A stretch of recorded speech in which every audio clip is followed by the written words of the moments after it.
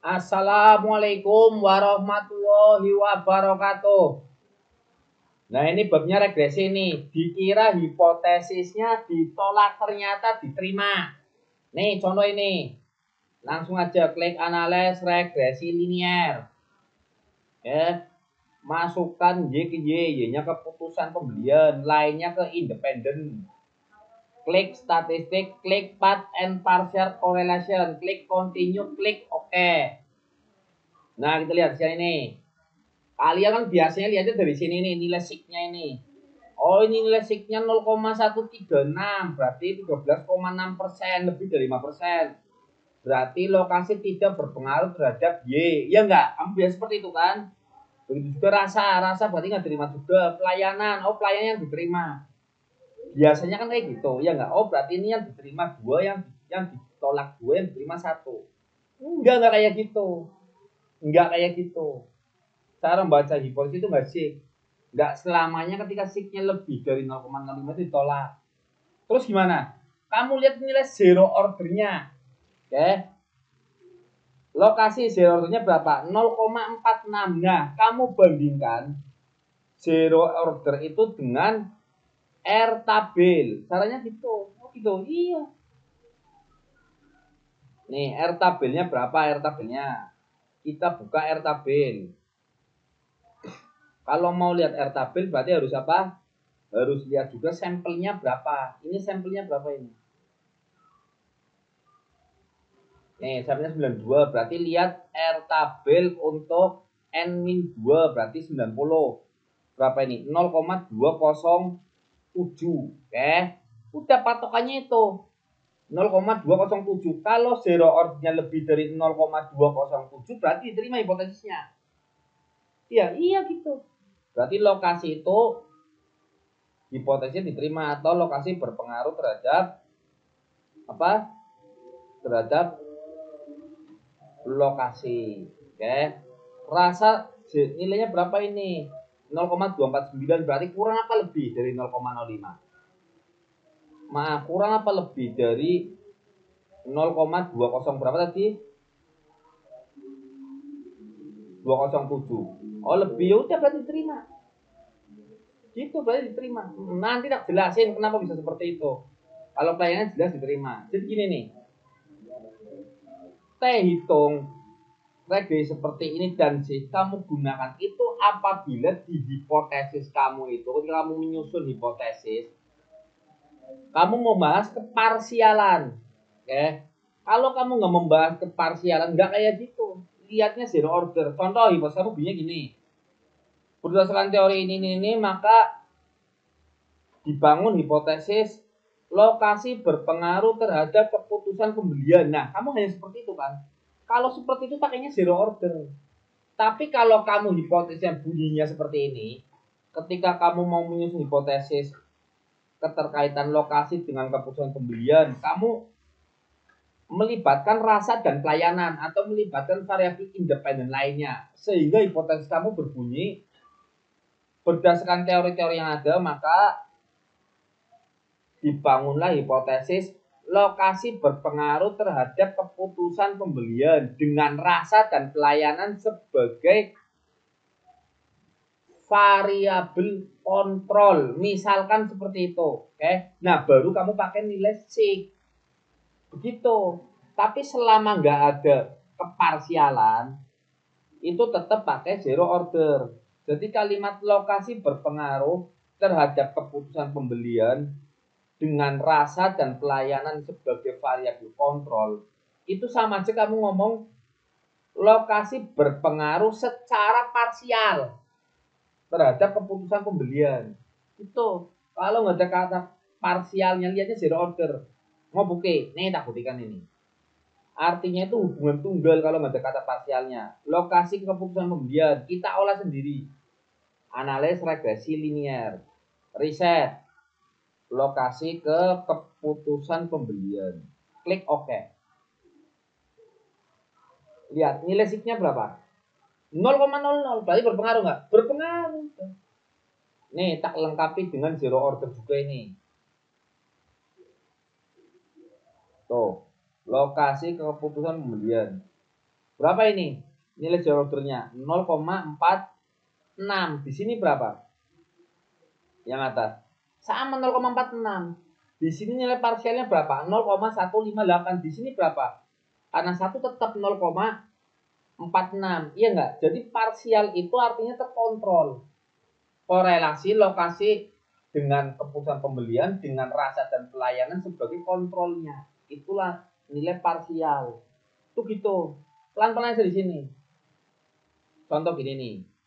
Ya kan? Sekarang udah terbuktikan kalau lokasi itu berpengaruh. Ya enggak?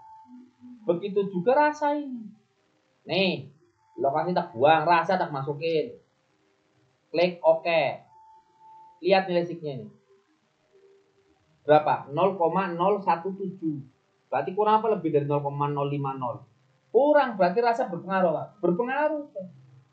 Oke, itu. Kalau satunya jelas berpengaruh. Nah, maksudnya keparsialan itu seperti apa? Keparsialan itu yang tadi aku sampaikan, itu maksudnya itu hubungan lokasi dengan keputusan pembelian dengan variabel independen lainnya itu sebagai kontrol. Ya, kamu lihat ini. Lokasi parsialnya berapa? 0,158. Ini tak buktikan. Analyze, correlate, parsial, bukan bivariat. Kita masukkan lokasi dengan keputusan pembelian. Oke, di variabel. Ini sebagai kontrol, rasa sama pelayanan di variabel kontrol. Lalu klik OK. Kamu lihat ini. Nilainya berapa? Rasa dengan keputusan, ini lokasi dengan keputusan pembelian dengan kontrol variabel rasa dan pelayanan 0,158 udah sama enggak dengan ini? Sama udah. Jadi mulai sekarang berhubung sekarang lagi konyol-konyolnya penelitian, maksudnya konyolnya gimana? Rata-rata itu kalau hipotesis ditolak dipermasalahkan, maka kamu berhenti lihat nilai SIG. Ketika baca nilai SIG, ketika ingin memutuskan hipotesis diterima atau ditolak, tapi lihatkan nilai zero order. Kemudian nanti bandingkan dengan R tabel. Selamat udah. Nanti lebih banyak yang diterima.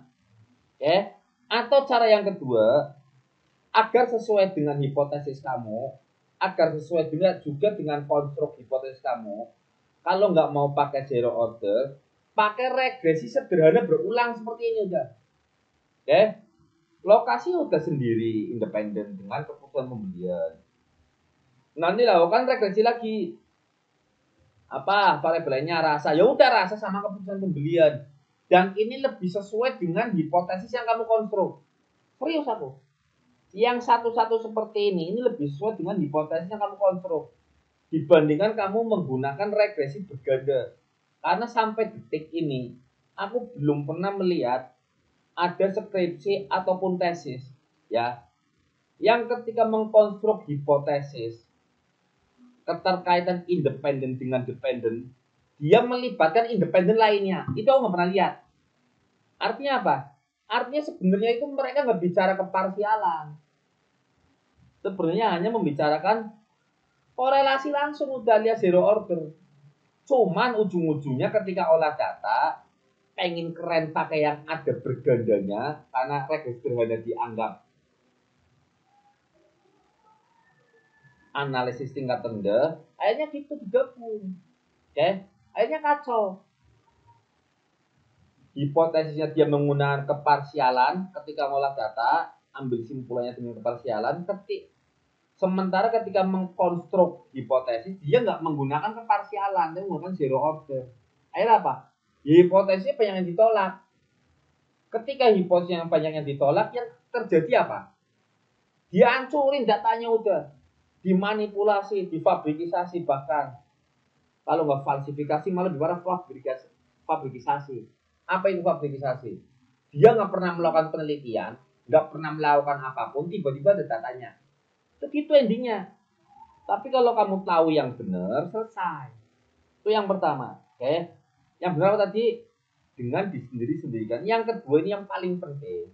Harusnya ketika kamu membuat judul seperti ini ya, lokasi rasa pelayanan, kamu ingin mengaitkan ada berpengaruh apa enggak sih lokasi dengan keputusan pembelian. Kamu lakukan itu, sebelum kamu lakukan, kamu harus punya rasa keraguan-raguan. Oke? Karena secara teori mungkin lokasi berpengaruh terhadap keputusan pembelian. Nah, tiba-tiba ketika kamu melihat fenomena yang ada, muncul keraguan-raguan. Oh, sekarang sudah ada HP, sekarang ada online ini itu. Mungkin sekarang lokasi sudah nggak berpengaruh lagi terhadap keputusan pembelian. Bisa kamu gitu. Nah, baru kamu boleh melakukan penelitian. Oke? Karena 3 pondasi utama penelitian itu. Pertama, keraguan-raguan. Ya, dalam riset ini loh. Yang kedua, setelah ragu kamu melakukan penelitian. Setelah melakukan penelitian, apabila hasilnya sesuai dengan teori, ya sudah selesai. Apabila bertentangan dengan teori, nah disitulah justru novelty diperoleh. Apa itu novelty? Temuan baru. Gitu. Jadi kamu nggak pusing mau hipotesisnya diterima, mau ditolak, itu nggak ada urusan. Diterima ya udah, alhamdulillah, bikin pembahasannya gampang. Ditolak ya itu malah yang dicari. Kamu harus bersyukur. Kenapa? Karena di situ ada novelty, ada pergeseran, ada teori-teori yang mungkin sekarang ini sudah tak lagi relevan dengan zaman. Dari mana kamu tahu itu? Ya dari penelitian.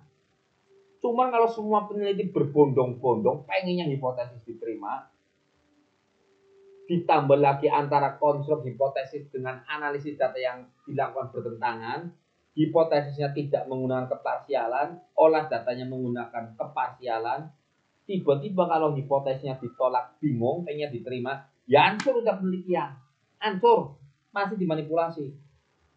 Kalau kayak gitu berarti gimana itu? Sampai endingnya penelitian terus sekarang kayak gitu kan? Hipotesisnya apa? Saat melakukan teknik analisis data apa? Ketika hipotesisnya ditolak, endingnya memanipulasi data, ya enggak? Bermasalah penelitian seperti itu. Ya jelas nyuci sandal lebih baik daripada melakukan penelitian. Cuma, itu aja dulu dari channel statistik model Apip. Akhir kata, wassalamualaikum warahmatullahi wabarakatuh. Aja dijawab kot.